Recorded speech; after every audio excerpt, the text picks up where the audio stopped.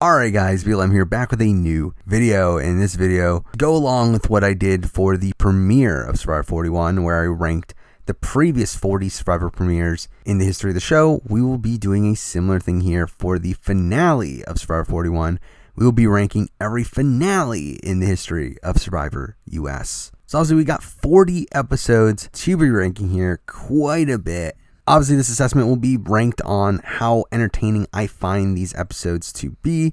Obviously, I'm sure people will disagree with certain assessments here, but at the end of the day, it is my ranking. And let's just jump right into it. At number 40, this one should be super clear if you've ever heard me talk about this season.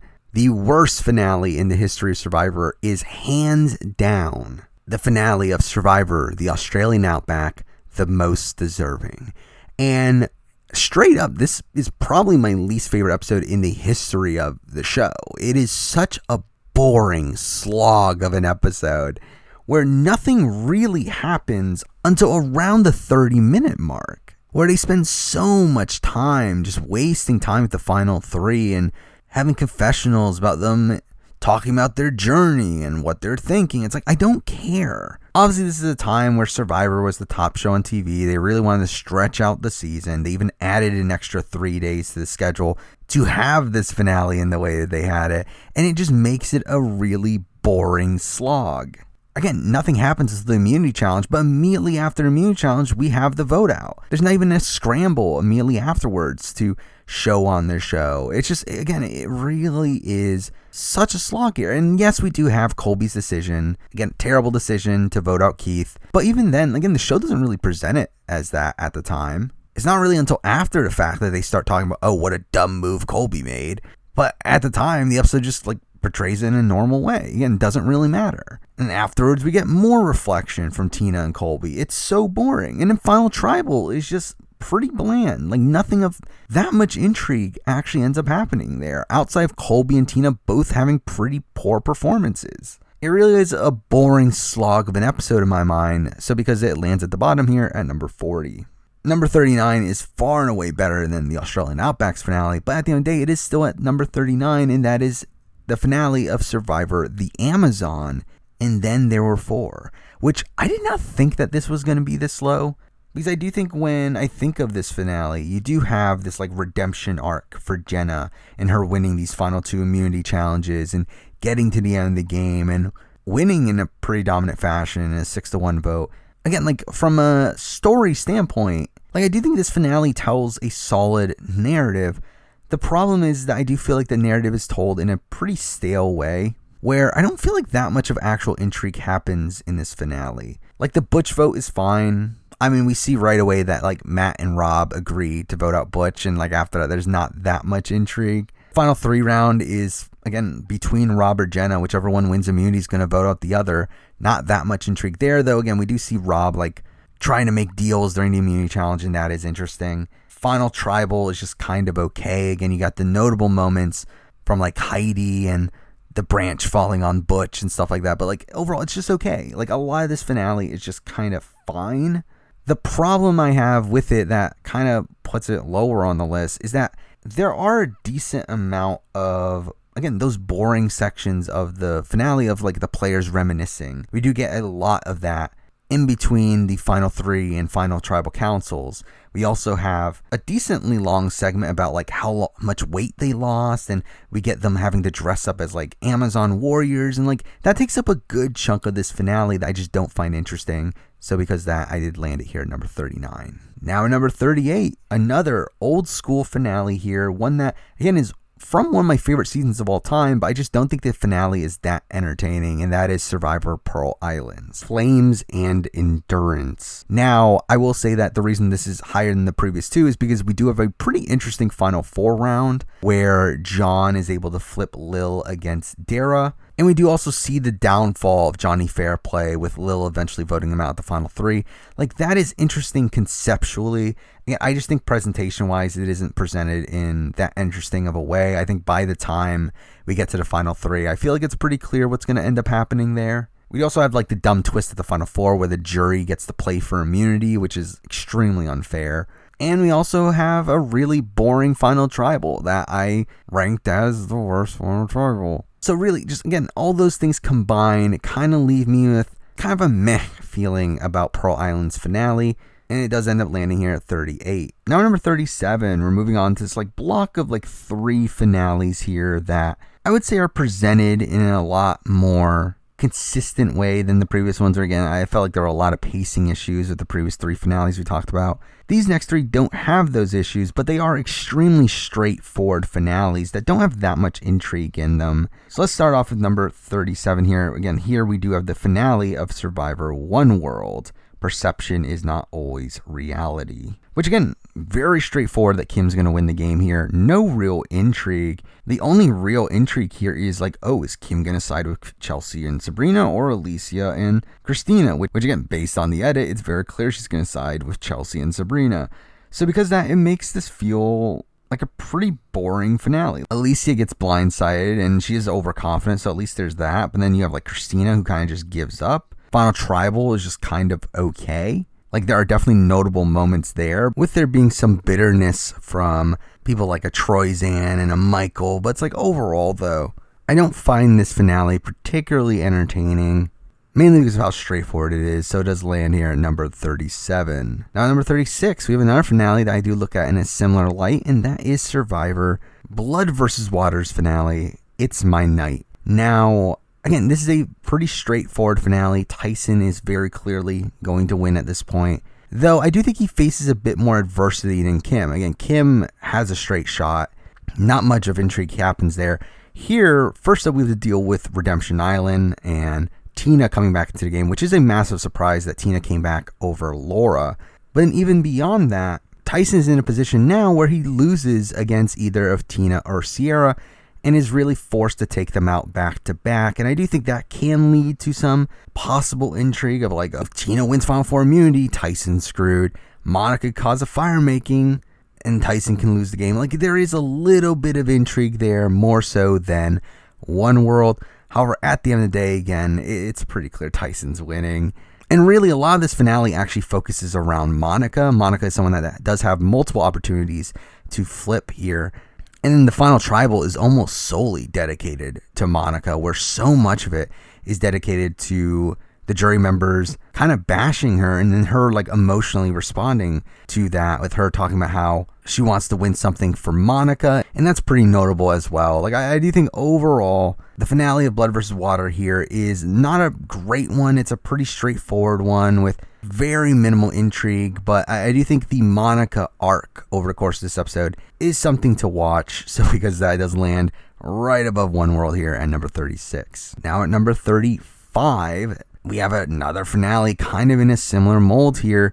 And this kind of starts a batch of finales that we're going to be talking about moving forward, where there's only one elimination over the course of the finale. And that does kind of harm the pacing of the finale. And here we are talking about Survivor Caramoan, Last Push. Now, Caramoan's finale is pretty slow. It is so straightforward that Cochrane's going to win the game. There's really no debate for that.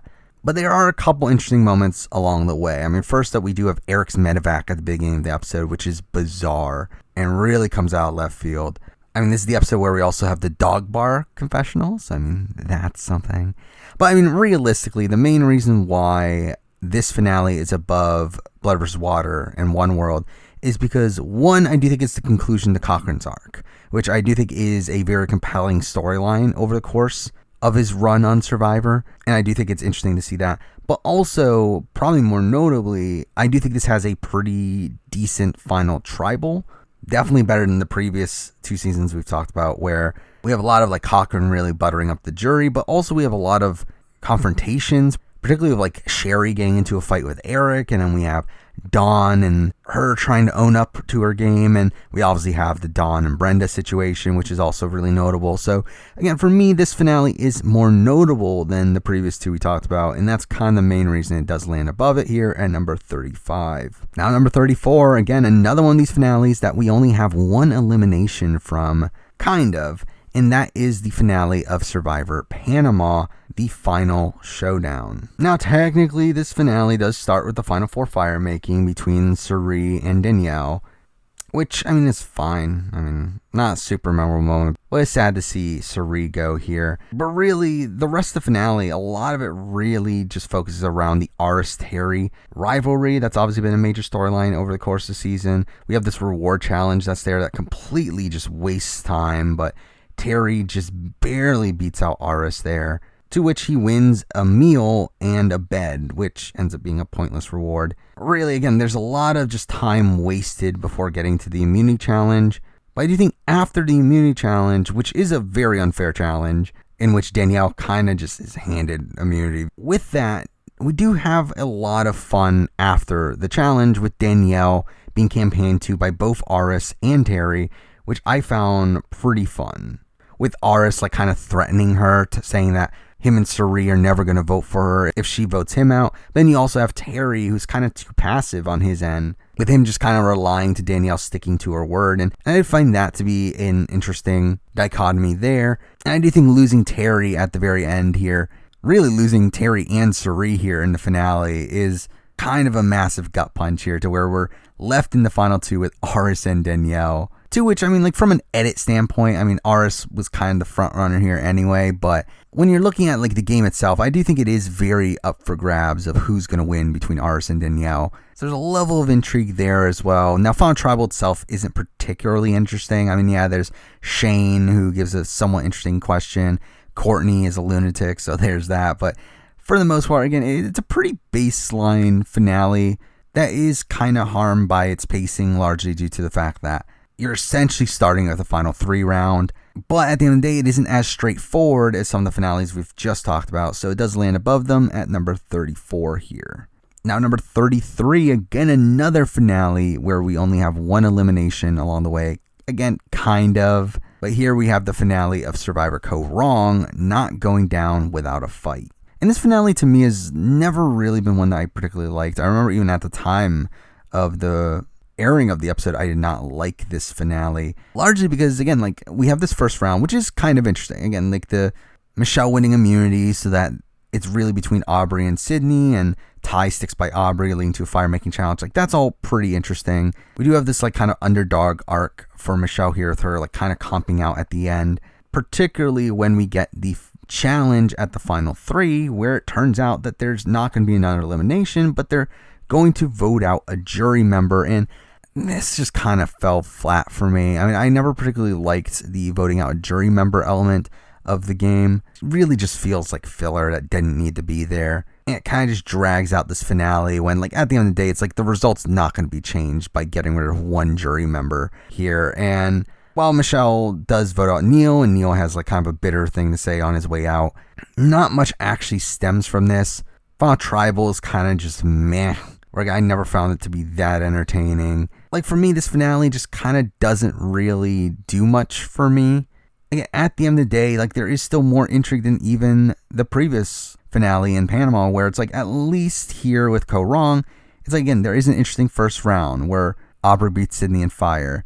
There is also this interesting battle between Michelle and Aubrey, where, again, I think based on how you would assume a jury would vote for it, you would think Aubrey would win the game, but then you come to realize that Michelle is actually the person that's the front runner here. I think that's also interesting as well. So again, there's little things here, but it's not really my favorite finale in the world. So because that does land here at number 33. Now at number 32, another finale that again starts at the final four in a season of a final three. Again, kind of a bloated finale, and that is Survivor China.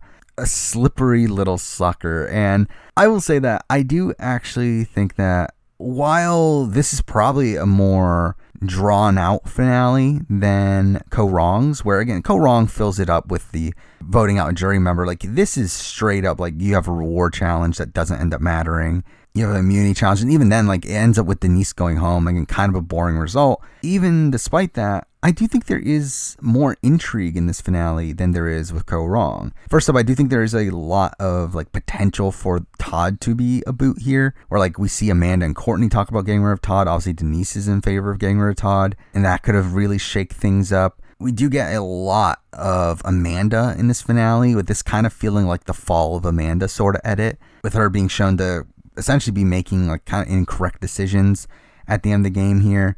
But really, I mean, the main thing that keeps this finale above the ones we just talked about is its final tribal. I think its final tribal is pretty great, with the fighting between Amanda and Todd over who should get credit for certain things. You obviously have Todd's amazing final tribal performance, especially with his answer to John Robert. You have Amanda's notably bad performance as a whole. You have Courtney even giving a decent performance. I mean, this is a pretty great final tribal. It's just that the things that came before it is like extremely dragged out and is also not even that interesting in the grand scheme of things, but it's definitely more interesting than the ones we just talked about. So because that, for me, it lands here at number 32. Now, number 31, the top of these finales that only have one eliminations in them, and because that does harm the pacing of those finales. But here at number 31, we do have the finale of Survivor Philippines. We have $1 Million Question, where the main reason why I do have this one above all the ones previously is because this one is so set up as the fall of Malcolm episode, where so much of this episode sets up Malcolm as a threat.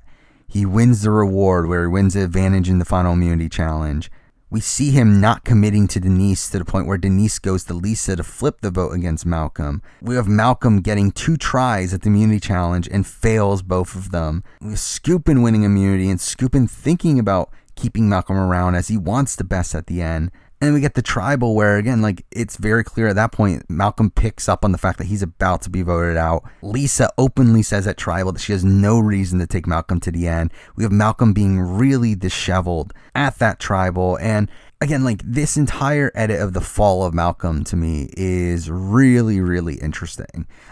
Overall, the episode is slow paced. It is not the most interesting episode in the grand scheme of things, but I think in comparison to a lot of these finales that we just talked about, I do think it is the best of those. And to bat, again, it has a pretty decent final tribal. Not amazing, not as good as China's, but you do have Penner giving a really memorable speech, and also a good amount of bitterness here and there. That's fun to watch as well. So again, for me, I do enjoy this finale more than the ones we just talked about. It lands here at 31. But with that, we are outside of the bottom tier of the list for me, this mostly boring tier. And now we're moving on to finales that are not great in the grand scheme of things, but are still pretty entertaining for the most part. And at number 30, we have the first of those, an old school finale here. The finale of Survivor Thailand, Slip Through Your Fingers, which is fine. Again, like, it is fine. That is pretty much what I can say to sum up my thoughts here. We do have Brian turning on Helen. A predictable move here, but one that I do think it's interesting that we do actually see Brian executing this, where we do see him going to Jan and flipping her against Helen. So at least there's that. We do have an interesting final immunity challenge, with them having to be in this weird stance for a prolonged period of time, and Brian wins that, which he obviously ends up voting out Jan. Not too surprising there. But then we also have a pretty solid final tribal. A lot of bitterness there for Brian and even Clay. I mean, we have pretty notable questions from like Ken and Penny. Helen has this really fantastic speech. Even Ted gives a decent speech. We also have a really close vote here with a 4-3 vote, where it seems like Brian's about to lose. So again, like, there's some intrigue there, especially at the end of the episode. Also kind of at the beginning of the episode. It's really the middle portion of the episode that kind of drags for me, but overall, I do feel like it is a solid episode here. It lands here at number 30. At number 29, another old school finale here. We had the finale of Survivor Africa, the Final Four, No Regrets, which is a finale that I think gets off to a great start. We instantly see the confrontation between Tom and Lex that's been boiling for a while, with Lex having learned that Tom was telling people that he's okay if Lex goes home. That's an interesting confrontation. But afterwards, it kind of slows down a bit. I mean, yes, we do get some surprise Kim immunity wins. Obviously, we have the very questionable Final Four immunity challenge. Or again, whether or not Kim should have won is questionable, but it is interesting to see the fall of Lex over the course of this episode. We'd also have a decently entertaining final tribal. I mean, one that you kind of see like Ethan kind of dropping the ball, him having a pretty bad performance, while Kim has a pretty decent performance, which makes you think maybe there's a chance Ethan loses this. But again, like, overall, I mean, like, this is a fine finale as well. Again, very baseline. I do think this is probably one of the most actively average finales in the history of the show. Next up, we're moving on to number 28. At 28, we do have a relatively slow finale, but one that does have a great outcome, and that is the finale of Survivor Cook Islands, this tribe will self-destruct in 5, 4, 3. Now, the first round of this finale is extremely boring, where everyone knows Adam is going home, to the point where like Adam doesn't even try to stay. He ends up actually just trying to flush Yule's idol, which is just kind of funny. But it is also insane that they don't flush Yule's idol, as for someone like a Sundra or Nazi, like there's no reason to not do so. But here we do also get a surprise final 3, first final 3 in Survivor history. And with Ozzy having immunity and Yule having an idol, this leads to a pretty boring final 4 round from a gameplay perspective, as everyone is just kind of kumbaya and sending Becky and Sundra to fire. There's like some intrigue of, oh, is Yule going to give his idol to Becky? But then Becky turns it down. So we end up getting to the Becky versus Sundra fire making challenge, which is where the episode kind of picks up. I mean, it's a pretty fun moment of both Becky and Sundra not knowing how to make fire and the entire jury being bored the entire way through. Again, it is fun. And this does lead to a pretty decent final tribal where, again, it's really this war between Yule and Ozzy. And really, that's how the votes come out. And again, another reason why this finale is as high as it is here is the fact that, again, it is Yule versus Ozzy. It's 5-4 vote. Yule barely squeaks out the win. And I do think that is very interesting to watch as well. So while there are definitely major slow points over the course of this episode, I feel like that high is enough for it to land here at number 28. At number 27, another kind of just baseline finale for me, and that is the finale of Survivor Guatemala, Thunderstorms and Sacrifice. Now, the pre-first immunity challenge on this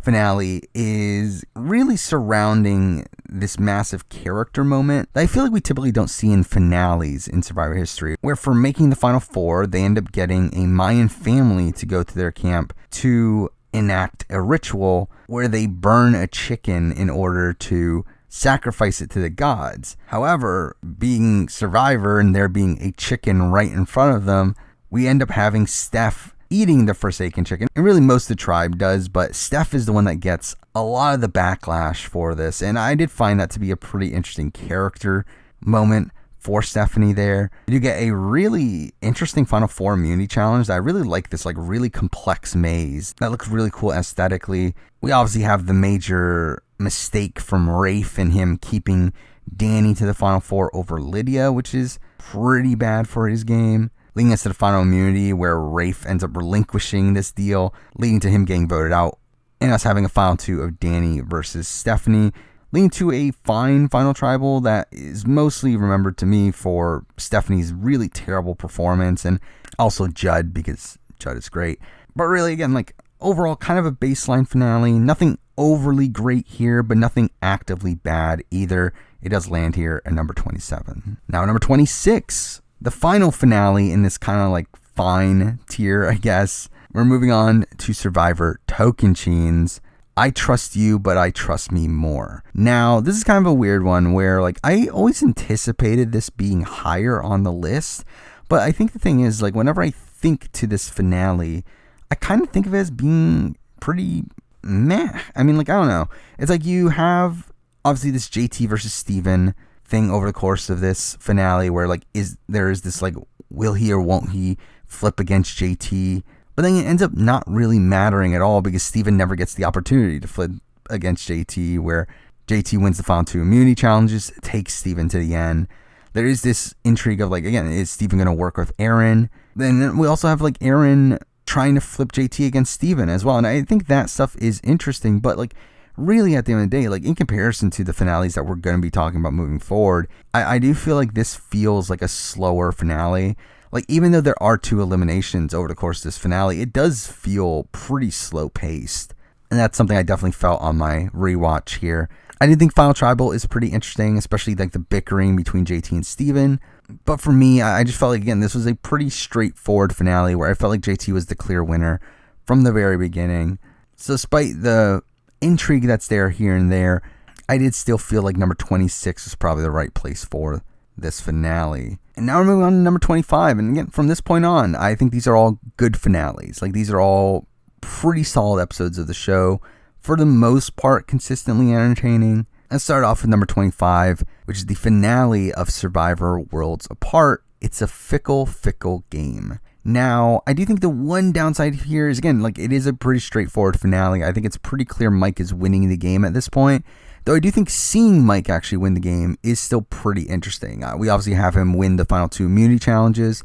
We do have a bit of filler with the family visit happening in the finale here, which I always found kind of bizarre. But Mike does win this reward that allows him to study the maze, which ends up leading to him winning immunity. And we do have a pretty interesting final 5 vote where Mike uses this immunity to actually take control of this vote here, essentially becoming the swing and allowing him to take out his biggest threat at this point in Sierra. And in that final 4, when he wins immunity, he causes the fire making between Carolyn and Rodney, which I think is really interesting as well. Again, the first fire making challenge on Survivor in a while at this point. It had been since Gabon, I believe. So I do feel like that's a notable moment from this finale. And also, like, Rodney's pouting after him losing is also really fun. And I think we also have a notable final tribal council. Jen getting this fun speech. We have Dan being Dan and really hamming up his relationship with Mike. We have Shireen's dead fish speech. So again, really strong episode as a whole. Again, the main thing keeping it this low, though, is how blatant of a win Mike has here. And also that little bit of filler earlier on in the episode. So it's here at number 25. Now, number 24, again, another pretty straightforward finale. But I do think this episode does have a bit more intrigue to it. And that is Survivor Redemption Island's finale. Seems like a no-brainer. Now, first up, we do start the episode with Redemption Island, where Andrea does come back into the game. And I do think this leads to you thinking that there is a possibility that the women get together to blindside Rob. The problem is Rob has the idol, so that kind of goes away. But still, I mean, at least there's something there. And I do think you also have this story of, like, Rob needs Ashley out. That becomes a major focal point of this finale as well. You do have the final immunity challenge, which I love the moment where Rob wins final immunity. It's always been a moment that really stood out to me, again, being this really dramatic finish for Rob, with him pretty much realizing that he's won the game in that moment. You also have Rob convincing Natalie to flip on Ashley, and that's pretty good as well. And really, a lot of this episode does end up being like a Rob coronation, but I do think we still have a really fun final tribal with Philip just fighting back at people and getting into arguments for no real reason. And with both Philip and Natalie talking about how they're only there because of Boston Rob, and like all these things that I just find really humorous. I do as a whole really like this finale, despite the fact that it is pretty straightforward. So because that does land at number 24. Now, number 23, a less straightforward finale to a degree. Definitely had the chance of being very straightforward, though. And that is Survivor Micronesia's Stir the Pot. Now, the final 4 round here for me is pretty boring. I mean, once Amanda wins immunity, it's pretty obvious that Natalie is going here. There's no real intrigue. But what does keep this finale from being really stale is the fact that we do find out that we're getting a surprise final 2. And along the way, we do also get a lot of drama between Amanda and Cirie, particularly with them arguing at the final 4 tribal. And we follow this up with Amanda winning final immunity and essentially forcing her to vote out Cirie. To which we get this really, again, it's a heartbreaking moment where Cirie loses the game here. Again, she thought that she had the game won. So that sucks to see.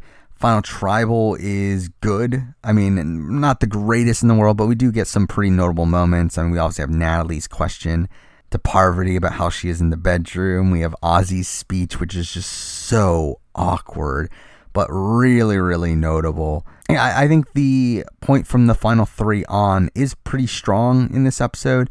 It's really that final 4 round that kind of knocks it a bit, but it isn't as straightforward of a finale as the previous we've talked about. Like, I don't think it's very clear that Parvati for sure is winning this game at that point in the episode. So I do feel like that's at least another thing in its favor. And we do get a very close vote. It's a 5-3 vote where Parvati barely edges it out. So I do think that level of intrigue keeps it above the previous that we talked about, and it's here at number 23.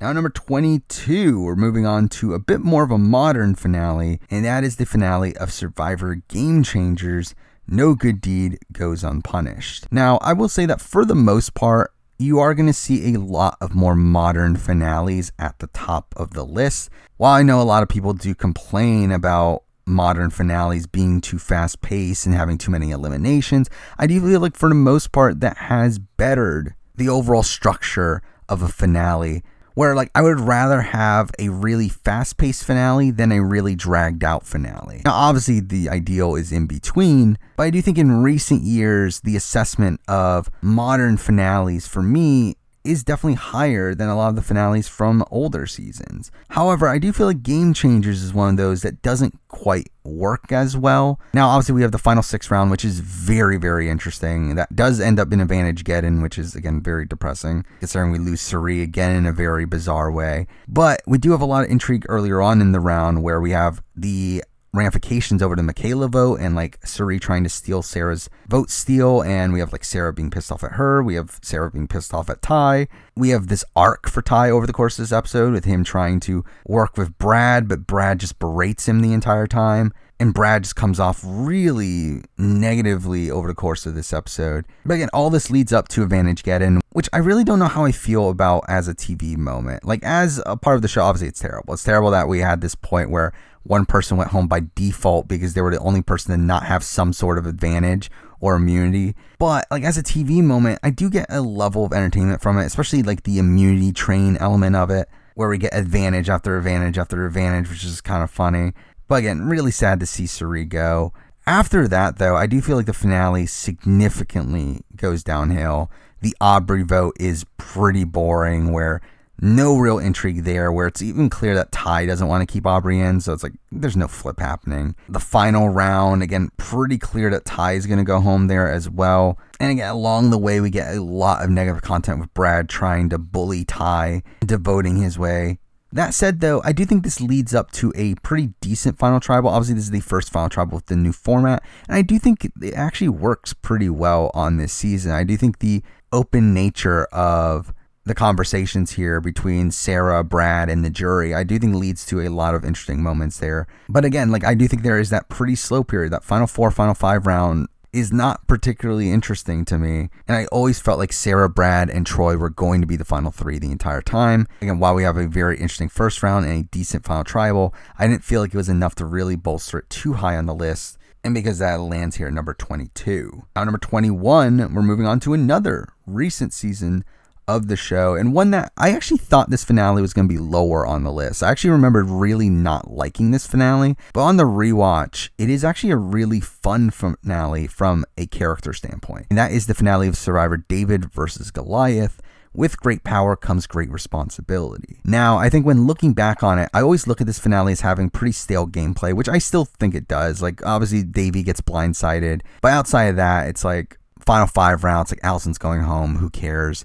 Final 4 round, Cara goes home, who cares? Final 3 is Nick, Mike, Angelina, very obvious from the offset. However, again, there's a lot of fun character moments along the way, particularly with Angelina. And Angelina has a great finale here from a character standpoint. Obviously, she finds the clue to the idol, and she has this entire situation where she has to climb up the ladder to find the idol, and she keeps on exaggerating about how she could have died and everything, and that's pretty fun. We have her pretending like she fell and like has Allison check her for bruises, and that's kind of funny. We have Nick going on an immunity run in this episode, which kind of comes out of left field considering he had never won an immunity challenge before this. We have Angelina recruiting the help of Nick and Mike to find the idol, and this is a really fun sequence, especially because like Mike is just being shown walking around with his wine glass and just drinking at every opportunity. But really, I feel like Mike really turns up his game at this point too, where Mike really orchestrates the Davey blindside. We see the inner workings of that. We see Nick being pissed because of the Davey blindside, and that's fun to watch as well. We have Angelina trying to plant a fake idol for Allison to find. Again, another great character moment for her. But, I mean, again, when we get to the final 4 round, again, the forced fire making, it's just so boring here. Who cares? Once Nick wins immunity, it's like we know Nick's winning. And then beyond that, I think Final Tribal is not that interesting either. I think it's one of the worst Final Tribals with the current format. So really for me, again, I feel like the end of this episode is pretty boring. But I do feel like the final 5 and 6 rounds both have very interesting character moments, particularly from Angelina. And that's what kind of keeps it up here at number 21. And now number 20, we're halfway through the list. And here we're going back to an old school finale in the history of Survivor. And here we do have the finale of Survivor All-Stars, the sole surviving All-Star. Now, this is one I thought was going to be higher on the list, largely because I do think the final tribal from this season is one of my favorites of all time. However, I do think when I reassess this, it is not the greatest finale. Again, one, it's very clear that Rob and Amber are getting to the final 2. I think that's pretty obvious from the offset. But also, it's like the final 4 round can be a little bit intriguing because like you have Jenna having to flip against Rupert. But I felt like it was pretty clear that Jenna was going to flip against Rupert based on how the edit was set up. And then once Jenna messes up in the final 3 immunity challenges, like at that point, it's like it's really boring because like Rob and Amber are going to the end. They spend a lot of time talking about Rob and Amber's relationship, which goes on for a while. Like it is pretty slow up until that final tribal. Where again, the final tribal is an all-time great one, but the rest of the episode is just not nearly as consistent. Again, you can get some intrigue from that final 4 round, but it's like not the most consistent finale in the world. But then again, you get such a great final tribal, like iconic moments from Lex, from Alicia, from Tom. You have the don't be stupid moment. You have the close vote. It's a 4-3 vote. You have the proposal from Boss to Rob. Again, like there are moments here that keep it right here at number 20, but it's not as consistent as a lot of the higher up finales, which is why it is as low as it is at number 20. Now, number 19, we're moving on to a finale that I think the assumption is that it should be higher, but like again, this is another one that I think isn't as consistent of an episode as I would like it to be, and that's the finale of Survivor San Juan del Sur. This is my time. And straight up, like the best moment of this episode is the best moment of the season, probably in the Baylor blindside. The final 5 vote out here is incredible. Like Natalie using her idol on Jacqueline to get rid of Baylor. Incredible move, one of the best moves in the history of the show, really. Also one of the most entertaining moves in the history of the show. I think the problem is almost everything else within the episode. I think one, it is kind of a dragged out finale. Again, we do get a reward challenge here for no real reason. It ends up giving Keith an advantage in the final 5 immunity challenge, which he ends up winning because of that. Again, like why not just have the immunity challenge? We have Jacqueline on exile as well, which again feels kind of pointless. Again, all this leading up to the Baylor blindside, which is fantastic. But then after that, it's just kind of boring again, where it's pretty clear that Keith is going to go home if he doesn't win immunity. He doesn't win immunity, so Keith is going home. Yes, they do try to make it look like Jacqueline and Missy are going to consider voting out Natalie, but it just never really made much sense to me that would happen. And we do see Keith getting voted out in a pretty predictable way. Now, I do think Final Tribal is good. Like, we do have the wicked stepmother speech from Reed. We do have Jeremy trying to give a David Murphy speech and just completely failing. Like, so that's notable stuff there. So it's really that plus the Baylor blindside that's keeping this as high as it is. But again, it's not a finale that I think is consistent enough to put it much higher. It's here at number 19. Now, number 18, we're moving back to a more modern finale here. We're on the finale of Survivor Ghost Island. It is game time, kids.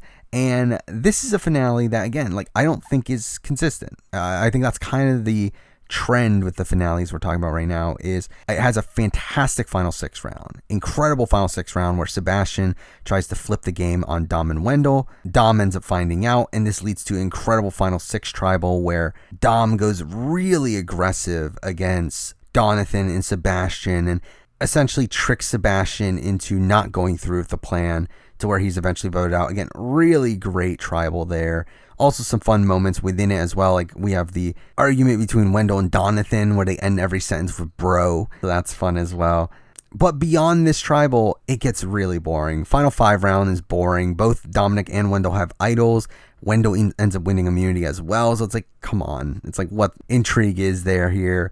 Final 4, it's like once we have forced fire making, I think it's pretty clear at that point that both Dominic and Wendell are getting to the final 3. We see Wendell beat Angela. Not much intrigue there. But then that leads up to a pretty solid final tribal where it is this battle between Wendell and Dom. And I do think both of them perform well enough there. And obviously it leads up to the first ever tie in the history of the show, which is a great way to end the season. But again, I feel like it's the middle section of the episode that does harm it for me. Again, final 4 round, final 5 round, not that interesting in my eyes. So because that ends up landing here at number 18. Now we're at number 17, where we're going a bit further back in Survivor history. Back to season 17. We have the finale of Survivor Gabon, Say Goodbye to Gabon, which is an overall pretty consistently good finale. Like, it does have an okay final 5 round. I mean, like, Kenny going home's pretty obvious, but we do have like a Bob versus Kenny argument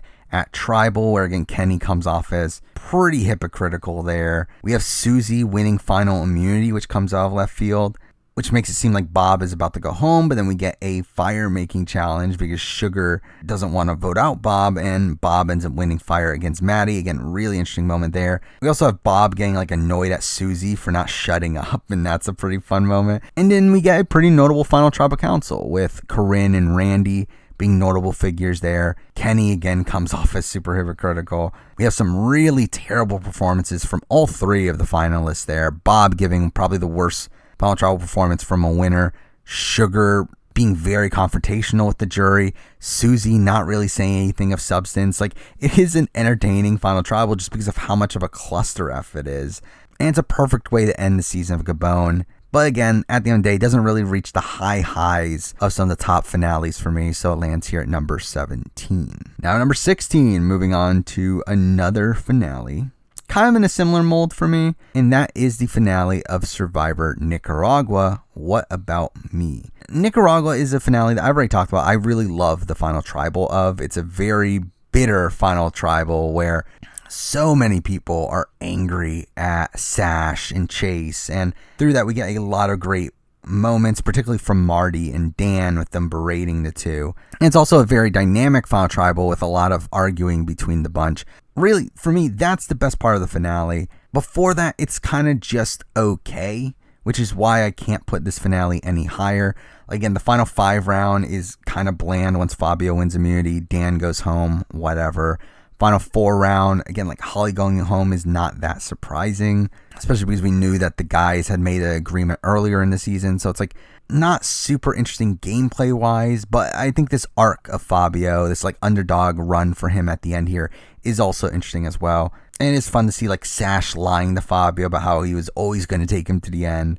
But realistically, again, like I just felt like is a pretty straightforward finale, but one that has a very dynamic conclusion, where again, it's a 5-4 vote against Fabio, where Fabio thought he had won by more. It's like at the time that the third Chase vote comes up, Fabio starts freaking out and is looking at the jury, thinking that he's been duped again. It's a really fun result there, after he had been telling everyone that he was going to win the game in a 7-2 vote. So that's pretty fun to watch with the context of that, but at the end of the day, I do feel like other finales have more notable moments throughout. So because of that, it lands here at number 16. Now, number 15, I would consider this the start of a new tier on the list. I think from this point on, these are all pretty great finales that I have less complaints about. Obviously, I still have complaints because it's me. But I do think this is a new tier to list. At number 15, we do have the finale of Survivor Samoa, This Game Ain't Over, which isn't necessarily the most dynamic finale from a results standpoint, in the sense that, again, the final 3 was pretty apparent that Natalie, Russell, and Mick were probably going to get there, that Brett wasn't going to make it there because of the editing previously in the season. But I do think that this is still a fun episode despite that. The final 5 round, again, we have Brett win immunity, and really we get a lot of focus around Brett and how they need to take Brett out. We have this confessional from Russell that I always found funny, where he said, he's no Mike Tyson, he's Brett. And like the Jason vote is like kind of just whatever. It's like between Jason and Mick, it doesn't really matter. Though it is interesting to see that obviously Russell ends up pissing off Jason here. Where again, like a lot of this episode really feels like, again, more of the fall of Russell. That's really the main storyline going on here, with how Russell actively sabotages his game in the end game here. Again, when he like tries to create this bond with Brett at the last second, tries to make this deal, only for him to instantly go back on it once he wins immunity and votes out Brett. And something that I do think would be respected more so in a modern season of Survivor, but back in Survivor Samoa, definitely something that doesn't ingratiate himself to the jury, betraying people for the sake of it. I think this is one of the few times where even between the final vote out and the final tribal council, we do get some pretty interesting content as well, with Russell kind of just berating Natalie and Mick about how they have no chance at winning. He talks about Natalie needing to be prepared for final tribal, talking about how they're fighting to get second place. It's like, it is a pretty memorable segment of the show, really showing Russell's arrogance at this point in the game. But then we get to Final Tribal, where again, like I think Final Tribal is pretty strong. A lot of it being due to pretty notable speeches from like Shambo and obviously Eric Cardona, who gives the first of these like stump speeches at Final Tribal. And obviously we have the massive shock of Natalie being the winner of the season over Russell, again, kind of fulfilling this why Russell lost edit, over the course of the season. Like, I do think this is a pretty good finale through and through. Again, maybe a weak point in the segments between the immunity challenges and the vote outs, but like for the most part, really strong finale. It's here at number 15. Now, number 14, another finale involving Russell Hantz. We do have the finale of Survivor Heroes versus Villains. Anything could happen, which I look at as a pretty similar finale. Again, another finale that's kind of focusing around Russell and all the things that he's doing wrong while propping up Sandra along the way. The final 5 round is kind of boring, where like once Parvati wins immunity, Colby's obviously going home, but I do think that leads to some interesting character moments for Colby. That feels like a nice send-off for him, where like Colby gives this like surrender speech, and that leads to a confessional from Colby where we have this moment of silence that feels very different from most confessionals that we see on the show. And this leads to him giving one last attempt by going to Russell and trying to get rid of Sandra, which obviously doesn't work. But I did like the presentation of this scene. We do have this really intense final immunity challenge where it's a blindfolded maze, and Russell, Jerry, and Parvati all get to the very, very end, and Russell narrowly beats the other two. This is where Russell ends up telling Sandra that he is going to take her to the end, where we get the I don't know about that confessional from Sandra. But then the final 4 round is kind of interesting, where we do see Russell flipping against Jerry in order to get her vote, which is obviously a very transparent move at the end of the day. And again, this is another one of those finales where we surprisingly get some good content in between the final 4 tribal and the final tribal council, where we see Sandra and Parvati both mocking Russell on the final day and ends up burning his hat. And we see Russell being his cocky self that he was at the end of Samoa as well. And immediately afterwards, we have, again, another really good final tribal. This one being a lot more bitter focused, where Russell is getting the brunt of a lot of the jury members,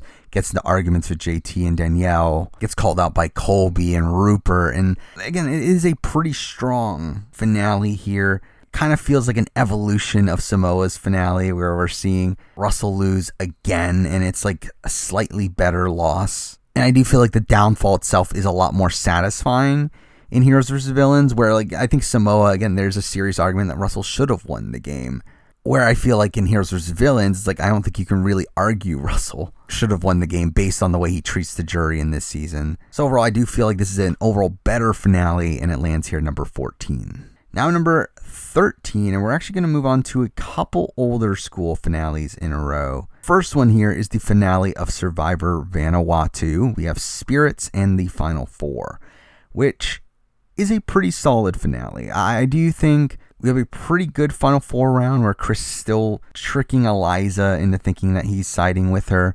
I do really like the Final 4 immunity challenge where we get this vertical maze. I always love Chris's celebration after winning, where it's really awkward and he just keeps on yelling out, "I got it," over and over and over again. I do really like what Chris does with Twyla in this episode as well, where he really just riles her up the entire time and tries to get her to actively tank her jury chances. I do feel like the final 3 round is kind of boring. I mean, one, when Chris wins, it's clear he's taking Twyla, but also even before that, I don't really feel like there's that much intrigue there. And I do think it's pretty boring from the Eliza boot up until Final Tribal.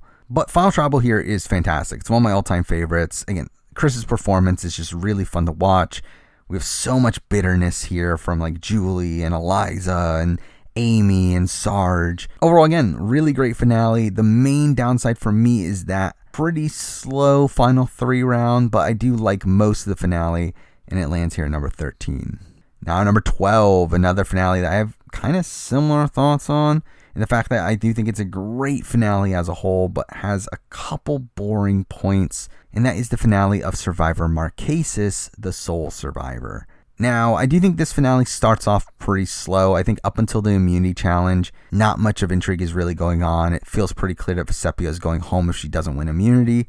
But we get to the immunity challenge where she does win immunity, and this leads to her brokering a deal with Kathy, and that leads to a tie at the Final 4 where we get our first instance of rocks, which is really, really fun, a really great tribal there, a lot of fun dynamics going on. But again, between this and the next immunity challenge, it does get kind of boring again. But once we get to the immunity challenge, again, it picks up again and really is fun from that point forward, where Kathy ends up being the first to fall, and Vecepia instantly makes a deal with Nalia for Nalia to take her to the Final 3. Again, a great moment of gameplay that we would rarely see from earlier seasons like this. I do also find it funny that at Tribal, Pascal ends up getting sick right beforehand, and they have like John Carroll update the players on what happened to Pascal. And it's like, it's very clear that he doesn't want to be doing this, and it's just hilarious. And we follow this up with a pretty solid final tribal. Not a great final tribal. Again, we have notable moments from like John and Tammy, but at the end of the day, it is more notable for really the terrible performances here, particularly from Nalia. I mean, Vesepia herself doesn't have a great performance either, but Nalia has an abysmal performance. But it is, again, something that is very notable here. So again, I think it is a pretty solid finale. Again, there are slow points, especially the moments in between tribal and immunity, but it is a really solid episode as a whole, and it lands here at number 12. Now moving on to number 11, we're back to a modern finale of the show, and this might seem low to some people, because I do remember at the time that this was looked at as one of the best finales in the history of the show, but at number 11, I do have the most recent finale of the show, and that being the finale of Survivor Winners at War. It all boils down to this, which is a really good finale. Obviously, it's number 11 on the list. It's nearing the top 10. The main reason I decided to bump it down is, one, I do feel like it goes on for a bit too long. I do feel like it being a 3-hour finale does drag it out at points. Like when on my rewatch, I was like, this is still going on. It just feels like it keeps on going on and on and on. Now, we obviously start off the Edge competition where Natalie returns to the game, and I do feel like that also does harm my opinion of it as well, where, I mean, spoiler alert, there is another season of the Edge of Extinction that will be higher on the list, but I do feel like with that, it did bring something unique to the show and to that one specific finale.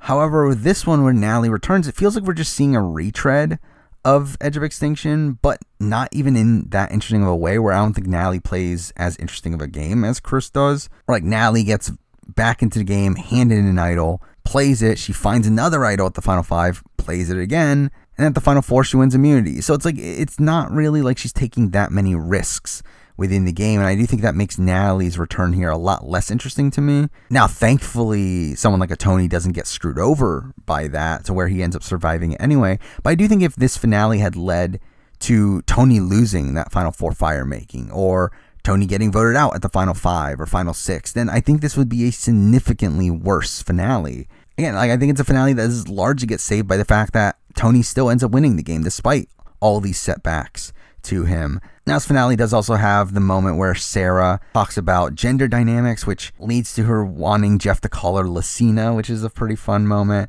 We do also have Ben deciding to give up his game to give Sarah a resume move, which is interesting.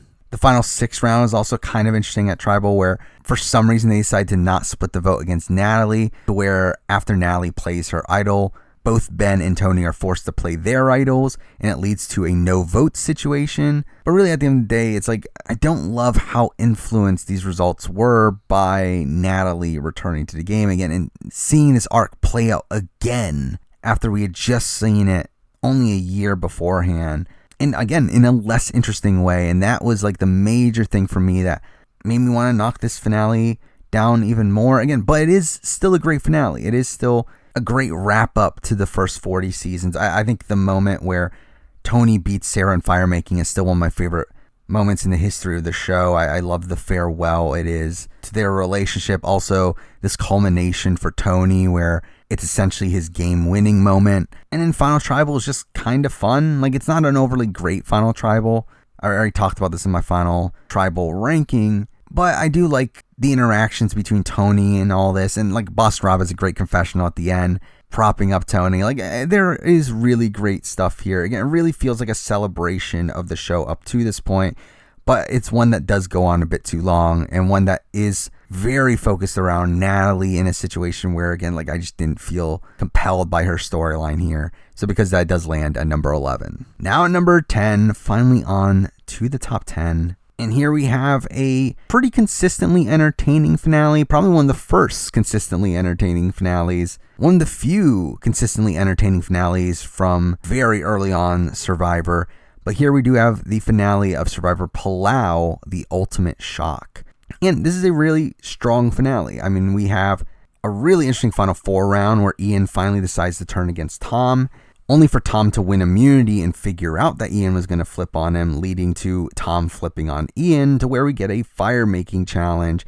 And all of this is really great. And this leads up to essentially the downfall of Ian, where Ian really gets berated after Tribal, not only by Tom, but also by Katie, to where he's completely disheveled by the time of final immunity. But we do get this incredible final immunity where Tom and Ian stand up there for almost 12 hours and ends up with Ian deciding to quit the game in order to allow Tom to get to the end in order to repair their friendship. Again, a really fascinating end to Ian's arc over the course of the season, and it ends with Tom winning the game in a pretty dominant fashion, but also with a solid final Tribal, largely due to how berated Katie is along the way. That is also pretty interesting TV. So for me, a very consistently entertaining finale. To be honest, I don't know what there is about it, though, that keeps it out of the top tier of the list. Like, I think when we look at it on paper, I do think it does qualify for being higher on the list. However, something about Palau, like Palau is a season that never really connected with me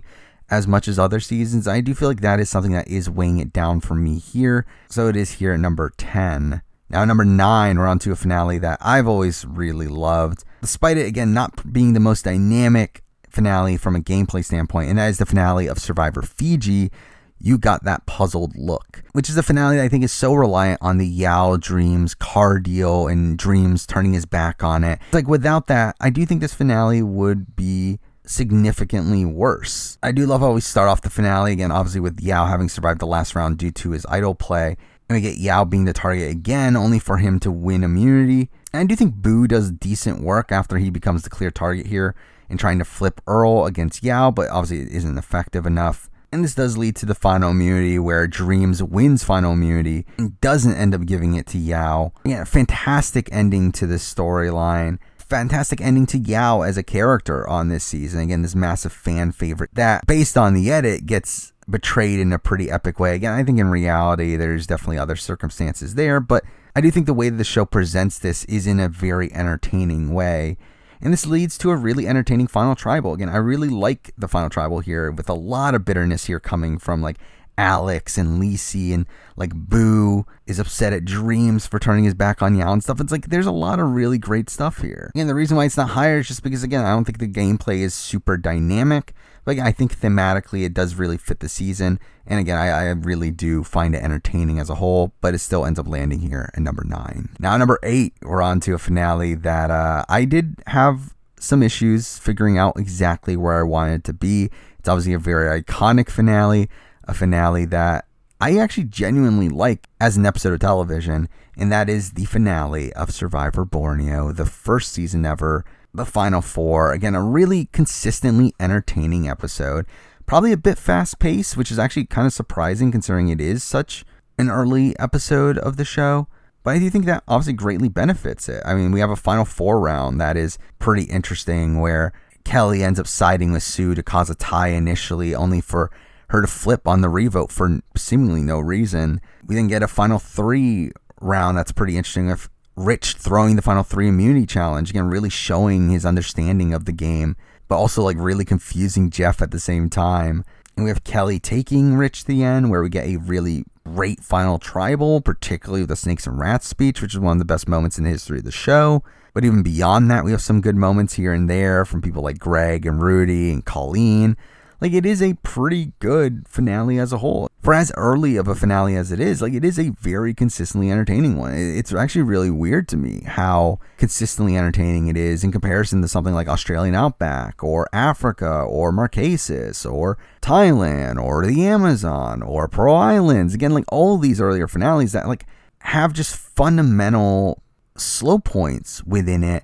It is weird to me that like Borneo doesn't have as many of those. And really, again, for me, like the Borneo finale here is just a genuinely great episode of the show, and it ends up landing here at number 8. Now, number 7 is a finale that I'm surprised is this high, because whenever I think of this season, which is one of my all-time favorite seasons, I always think of the finale as one of the weaker episodes in the season, but it's still a really great finale, and that is the finale of Survivor Cagayan. It's Do or Die. And I do think this is the start of the top tier. I do think from this point on, these are all really great finales. And spoiler alert for the list, as I mentioned before, like a lot of them are very modern. I do feel like modern finales as a whole do more of what I personally want finales to do. And I do feel like Cagayan's here is, again, pretty strong, despite the fact that the gameplay isn't, again, super dynamic. I mean, obviously we do have Tony there, and Tony's always going to be playing really hard, but the final 4 round is kind of predictable once Cass wins immunity, which is a great come from behind victory there. But obviously he's going to vote out Spencer, but even then there's some intrigue with the fact that Spencer suspects that it's going to be a final 2, and we don't know if like Tony maybe will keep him around as a meat shield for one more round. But even along the way, we have some good character moments. We do have actually a family visit here at the final 4, which I found really weird. But again, great character moments throughout. Again, we have like Cass still trashing Trish after her boot. We have Wu not knowing the tiebreaker rules and saying, do we fight for it? We do have Tony revealing the idol with special powers and talking about how he tricked people into thinking it was good at the final 4. Immediately after the Spencer vote out, we have Wu saying he would be the stupidest survivor ever to take Tony to the end, leading up to the final immunity challenge where Wu barely beats Cass and ends up taking Tony to the end. Which again, really great outcome for this season. That despite Tony's really terrible final trial performance, again, having Tony as the winner of Survivor Cagayan is a really satisfying outcome here. And we do get a pretty notable final tribal as well, again, with Trish's heartbreaking question. We have Spencer's speech that's pretty memorable. So again, overall, like I think it's a really great finale. I do really enjoy the Cagayan finale. Despite me, again, I still think it's probably one of the worst episodes of the season, definitely bottom half. Yet it's still this good to be here at number 7. Now number 6, moving on to a pretty modern finale. But I do think one that kind of does a good job at mixing the old with the new, and that is the finale of Survivor Heroes versus Healers versus Hustlers. We do have $1 Million Night. Now I know that this is a very controversial finale. I know a lot of people have this very lowly ranked because they don't like that Ben won. They don't like the forced fire making challenge. But I will say that I do think it made for better TV. Like, despite it being completely unfair and completely breaking the game, I do think having Ben get another chance in the game at the final 4 is for better TV than having a very boring Ben vote out. And realistically, I think this entire finale is really strong. I do really like Ben finding the idol again. Like a lot of people say it was rigged and whatever, but it's like Ben finding the final 5 idol, I think is a really great moment for his arc over the course of the season. I do really like Chrissy and Mike creating this plan to create this lie that they already found the idol in order to have Ben stop looking for it, which again is really humorous considering Ben already knows he has the idol. I do really like Devin putting his vote onto Mike at the final 5 round, which ends up saving him here. Again, I think that's a really fun vote.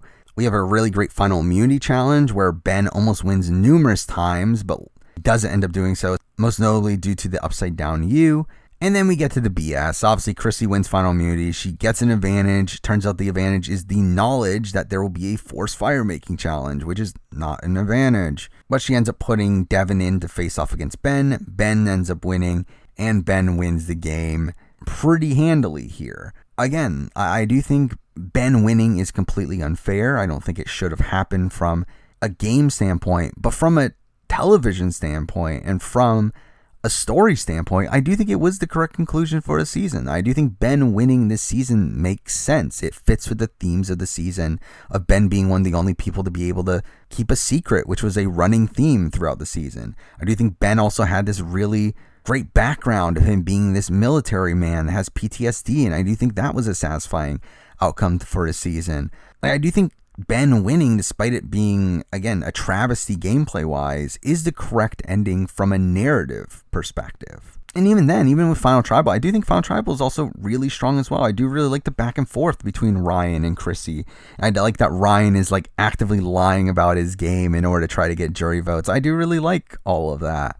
So again, I think this is a great finale. I know a lot of people don't like it because Ben won, but for me, this finale does a lot of what I want it to do. So because that lands here at number 6. Now number 5, another pretty recent finale, a very jam-packed finale, and that is the finale of Survivor Cambodia, Lie, Cheat, and Steal. I remember at the time this finale aired, I thought that this was the best finale. I remember really just adoring a lot of what this finale does. I mean, while it is the first finale to start with 6 people, which causes it to be a very, again, jam-packed finale, I do think it's a pretty consistently entertaining one. Like, we start off with a really interesting final 6 round where Kimmy tries to orchestrate this 3-2-1 vote, to which Spencer and Natasha get suspicious of, and we get to the actual vote itself where, yeah, a really fun tribal With Kelly and Jeremy playing both their idols, we get no votes. And then we follow that up with another tie, which almost leads to Keith getting voted out by default.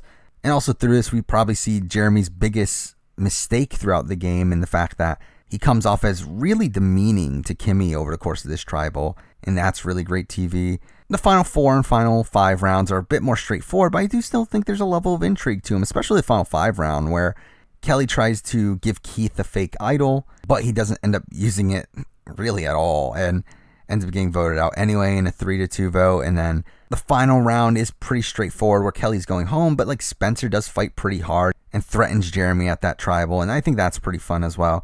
The final tribal itself is kind of boring, but there's some bitterness towards Spencer and Jeremy, and I think that can be fun as well. Like overall, again, pretty consistently solid final episode here. Again, really, really intriguing for the first half. The second half isn't as strong, but still pretty good in its own right. So for me, lands here at number 5. Now number 4. At number 4, we have a finale that I will be honest, I thought about putting this in number 1 at a point. Like, I really love this finale. I really love the rewatch of it. However, there's a couple things that make me not put it at number 1, but it is a really strong one. And that is the finale of Survivor Island of the Idols. Mama, Look at Me Now. And I really do love this finale. I mean, we started off with the players going to IOI, and we have this really fun hunt for the idol where Tommy can't find it because he's colorblind, and he ends up trying to get Dean to help him out, only for Dean to find it on his own. Again, that's really fun. I think Dean just in general in this finale is pretty great, where he has a really fun energy around him the entire episode. We obviously have Janet going home here due to the idol nullifier, which I know a lot of people were really upset by, but I personally was okay with it because I don't think Janet played a good game. And also I think she got very lucky with the fact that Dan got ejected to begin with, but whatever. And we get to a really interesting Final Four round. Again, usually the forced fire-making round is not that interesting. And HHH, it was interesting because it was forced on them at the last second. Ghost Island and Dave vs. Goliath weren't that interesting. And I thought that this was going to be a similar case, but we get a lot of intrigue here from Tommy, where Tommy first tricks Nora into thinking he doesn't know how to make fire, which gets him a spot in the final 3. But then also we have Tommy helping Dean learn how to make fire so that he can beat Lauren, only for him to get Lauren on the jury to where he gets Lauren's jury vote. Again, I think all this is really great. We also have Nora arguing with Lauren along the way. Again, really great stuff here. And we get to the final tribal council, which I think is really, really fun. A lot of really great back and forth between Tommy and Dean and the jury. Yeah, I think Dean has a really fun energy in his final tribal where he's like pulling out all of his advantages and everything. We have Tommy effectively undercutting him along the way. We have Tommy convincing Nora to undercut Dean along the way. Again, it's all really fun. I really love this finale. Really great episode of the show for me. Only reason it's not higher is because the Janet vote is pretty foreshown, and even the Lauren loss at fire making is like kind of obvious. So like the results themselves aren't the most interesting in the world and don't really satisfy the overall arc of the season in as satisfying of a way as maybe the next finale we'll be talking about. So because of that, for me, this ends up landing here at number 4. Now number 3, we have the last finale outside of the 30s.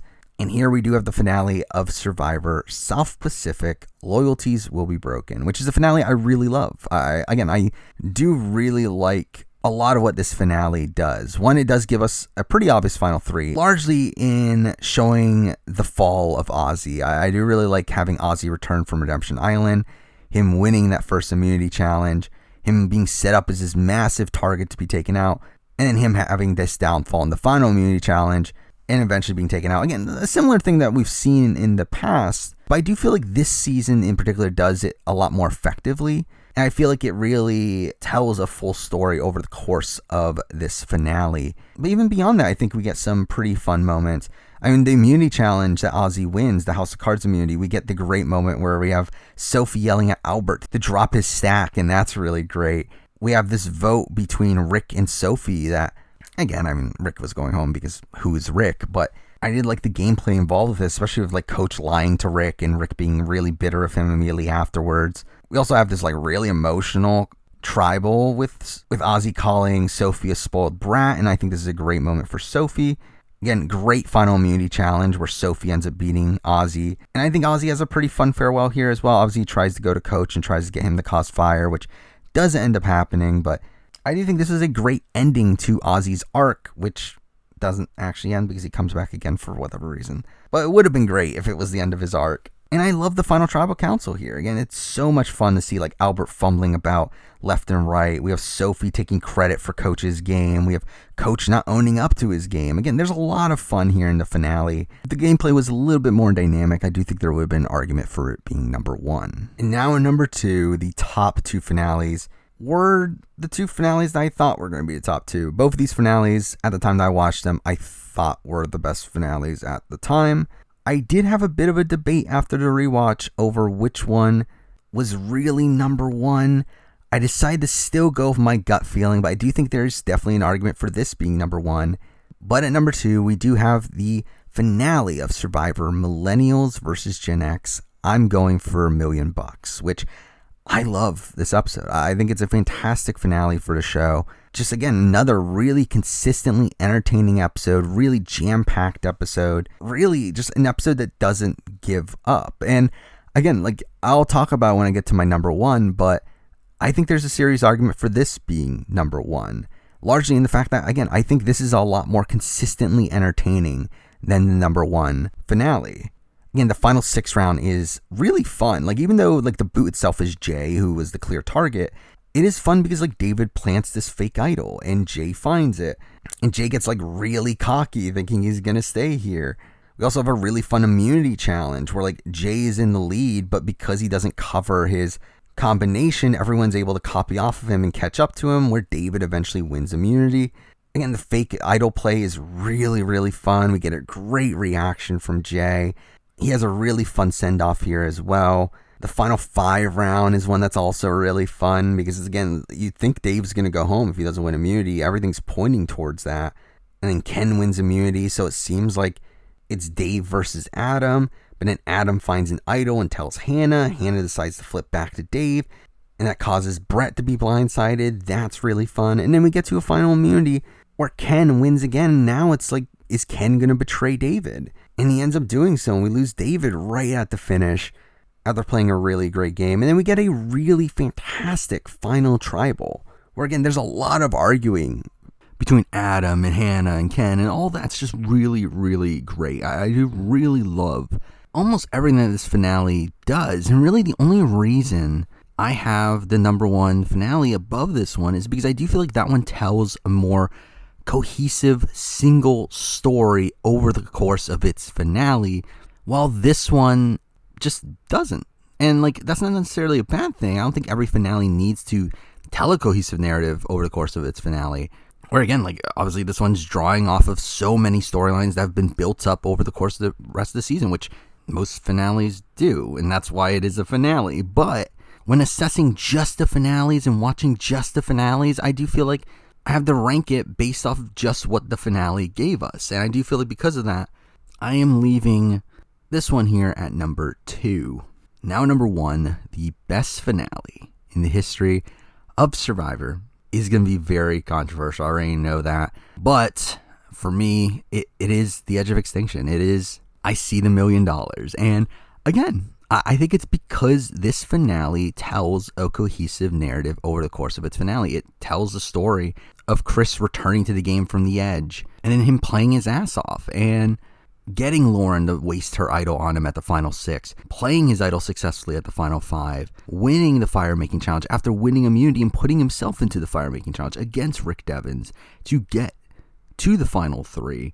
Like, this finale is the story of Chris and how he overcomes all the odds. And along the way, it's also the fall of Rick Devens. Along the way, we do see Rick not make moves against Chris because he is genuinely friends with Chris. And I do think that causes his downfall at the final 4. But along the way, again, we get really entertaining tribal councils. I mean, we get a really fun final 6 round where, again, Chris convinces Lauren to waste her idol on him. But even then, we get a Victoria blindside within all that. The final 5 is really interesting, where we get Rick planting fake idols that Julia and Lauren both end up finding, leading to a really crazy tribal where pretty much everyone thinks they're safe coming into it because they all think they have some sort of immunity. So Julie playing her idol, turns out it's fake. We have Lauren playing her idol, turns out it's fake. We have Rick then playing his idol on Gavin. Turns out it's real. And then Chris playing his idol as well. Like, I think it's a really fun sequence of events for the final 5 there. And again, final 4, Chris throws himself in. Again, a really big move. Mind you, it's a move he had to make and a move that the jury literally told him he had to make it to win. But still, I mean, he still pulls off the move, beats Rick in fire making. And sadly, that's all led up to a pretty mediocre final tribal. Not a bad one entirely, but definitely not as great as some of these other finales we've talked about more recently. And again, that is kind of why I was debating, like, should it be lower? Like, because I can definitely see the argument for it not being number 1, even from my perspective, where I do really like this finale. I mean, the final 6 round for me is still fantastic, but like final 5, even though I do really like all the fake idols and everything, it's like, at the end of the day, it's like that round was kind of predictable. We knew Lauren was going home pretty much. Final 4 round, all the content before tribal is so focused around the fire, because obviously it is important nowadays, but it's just not that interesting of TV to see people practicing fire making. And then again, with the final tribal itself not being particularly great at the end of the day, it's like, I do think there's seriously an argument for being lower, but it is the fact that this tells this story, like this really great story of Chris's return from the edge and doing everything he can afterwards, mixing that in with the fall of Rick Devens. It's like, I do love the story that this finale tells, that even though it might not tell it perfectly, I still decided to put it here at number 1. And there we go. I mean, that is my ranking of every finale in the history of Survivor up to Survivor 40. Obviously, moving forward, we do the finale of Survivor 41, to which you can expect a review and a player ranking. And obviously, just expect more content like that moving down the road. But for now, that is the video. Thank you for watching.